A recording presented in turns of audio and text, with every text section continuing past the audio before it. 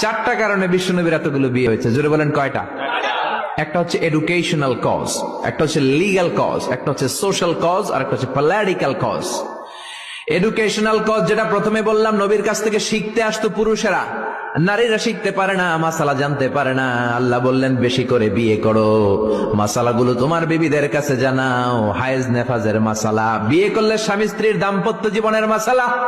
ও নবী, তুমিও বলতে লজ্জা পাও, নারীরা শুনতে লজ্জা পায়, তোমার বিবিদের কাছ থেকে এসে এসে শিখে যাবে রে নবী।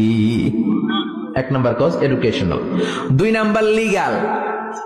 অনেকে ছেলে দত্তক রাখে, পালক পুত্র। খবরদার, পালক পুত্র কোনদিন আপনার আপন পুত্র হতে পারে। যায়েদ বিন হারেসাকে বিশ্বনবী ছেলের মতো রাখলেন। সবাই বলতে আরম্ভ করলো যায়েদ বিন মুহাম্মদ, মুহাম্মদের ছেলে যায়েদ। আসলে কি মুহাম্মদ সাল্লাল্লাহু আলাইহি ওয়াসাল্লামের ছেলে? না, হারেসার ছেলে। দুইটা গেল। তিন নাম্বার সোশ্যাল কারণে আমার নবী ছিলেন সামাজিক, সামাজিকতার বন্ধ।